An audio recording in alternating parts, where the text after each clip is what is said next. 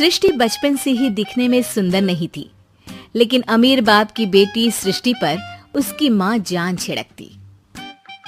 मेरी बेटी कितनी प्यारी है, भगवान सबको सृष्टि जैसी बेटी दे।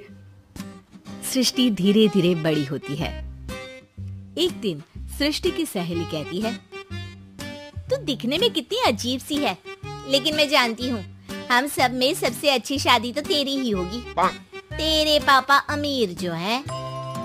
और बता नहीं सकते यार, दहेज तो हर कोई देता है, ये क्या ज्यादा ले जाएगी अपने पति के लिए? अरे बड़े शहर में कोठी है इसके पापा की। अरे पापा की है ना, कौन सी इसकी है? इसकी होती तब तो कोई भी लड़का इससे शादी कर लेता।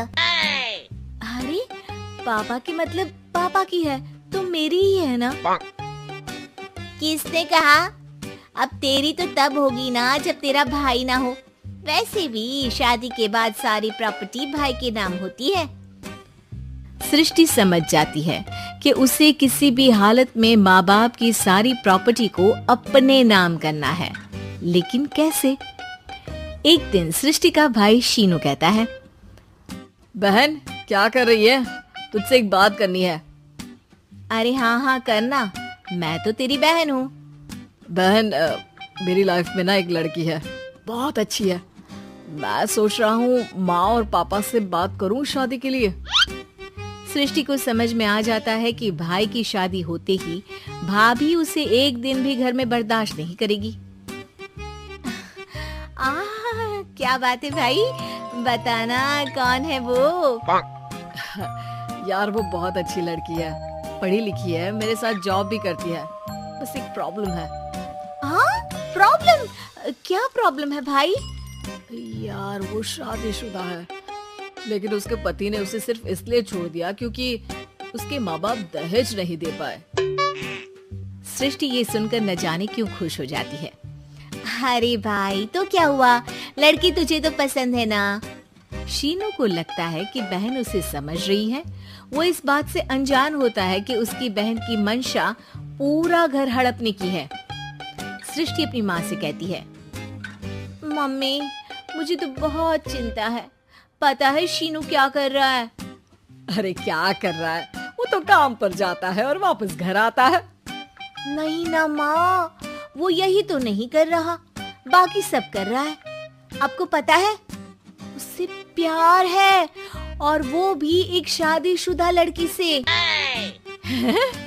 ये क्या हो गया, मैं सोसाइटी में क्या मुंह दिखाऊंगी? अरे तेरे पापा तो यही कहेंगे कि मैंने ही उसे बिगाड़ दिया है। माँ देखो, मेरी बात मानो, पापा पर भी विश्वास करने की जरूरत नहीं है। अब आप ही बताओ, पापा इतनी देर घर के बाहर रहते हैं क्यों? बोलो। अरे बेटा वो तो नौकरी करते हैं ना। तू बहुत भोली है माँ, पापा का ऑफिस तो 7 बजे खत्म हो जाता है, लेकिन देखो कितनी देर से आते हैं। अरे नहीं बेटा, ऐसी कोई बात नहीं है। सृष्टि माँ को एक औरत से बात करते पिता की फोटो दिखाती है। देखो माँ कैसे हैं पापा, मैं ना कहती थी कि पापा सही नहीं है। मैं तेरे पापा से बात करूंगी, दे फोटो मुझे। ओ माँ, वो तो डिलीट हो गई। लेकिन चल, तूने तो देख लिया ना, पापा से बाद में बात कर लेना। और हाँ, मेरा नाम बिल्कुल मत लेना। हाँ माँ। अब क्या था, सृष्टि के माँ और पिता के बीच झगड़ा होना शुरू हो जाता है। सृष्टि के मन में क्या चल रहा था कोई नहीं जानता था। एक दिन, माँ सृष्टि के लिए एक लड़का देखा है, वो लोग शाम को उसे देखने आने वाले हैं। और हाँ माँ, एक खुशखबरी, मैं और पापा मिलकर एक नया बिजनेस ट्राई कर रहे हैं। शाम को लड़का आता है, सांवले रंग का। सृष्टि को तो बिल्कुल भी पसंद नहीं आता। लड़की की माँ कहती है, लड़की का चेहरा तो कोई खास नहीं, लेकिन अगर मेरे बेटे को आप लोग सेटल कर दें तो मैं उसकी शादी आपकी बेटी से करवा दूं। सृष्टि को लड़का बिल्कुल पसंद नहीं था। उसे भाई पर गुस्सा आ जाता है। लड़के वालों के जाने के बाद कहती है, माँ देखा शीनू मेरे लिए कैसा लड़का लेकर आया, न दिखाने लायक न सुनने लायक, सेटल भी नहीं, वो भी हम करे।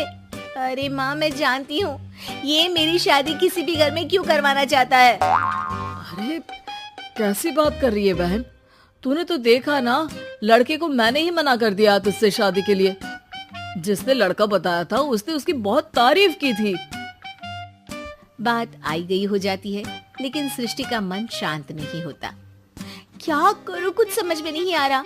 मेरी शादी हो गई तो ये लोग पूरी प्रॉपर्टी शीनू के नाम कर देंगे, मेरे हाथ तो कुछ लगेगा ही नहीं।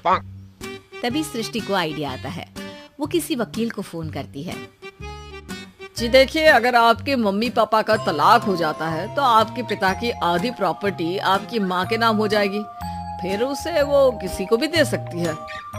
सृष्टि अब माँ को बेटे के खिलाफ भरती है। माँ, शीनू पर नजर रखा करो, वो जिस लड़की के प्यार में है ना वो शादीशुदा है।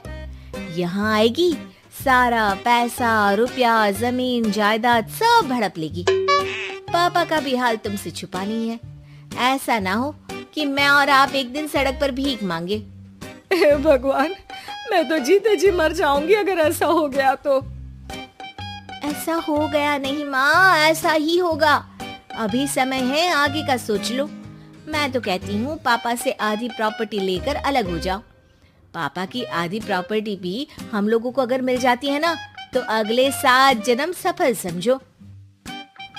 बेचारी माँ बेटी के कहने पर पति से तलाक लेकर अलग हो जाती है। सृष्टि अब पैसों से गाड़ी और अपने दूसरे महंगे शौक पूरे करने लगी। उसके दोस्त भी उसके पैसे इस्तेमाल करते। सृष्टि, कल तुम कहाँ थी? मैं सारा दिन घर पर अकेली थी। तो मैं क्या करूं? मैंने ठेका तो नहीं लिया है ना तुम्हें संभालने का। माँ को सृष्टि से ये उम्मीद नहीं थी। वो बैठकर रोने लगती है। वहीं उसका पति यानी कि सृष्टि के पिता आ जाते हैं। मैं जानता था कि तुम्हारा यही हाल होगा, तो आपने मुझे रोका क्यों नहीं? मैं रोकता तो तुम रुकती क्या? सृष्टि के कहने पर तुमने मुझ पर, अपने बेटे पर शक किया, लेकिन तुम ये भूल गई कि कैसे हम दोनों ने मिलकर जीवन में इतना सब खड़ा किया। माँ पति के गले लग जाती है। मुझे माफ कर दीजिए, मैंने आपकी कमाई का एक बड़ा हिस्सा गवा दिया।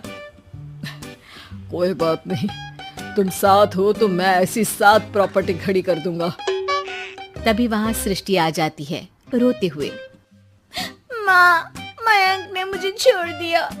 वो बोल रहा था जब तक मेरे पास पैसे थे तब तक ही वो मेरे साथ था।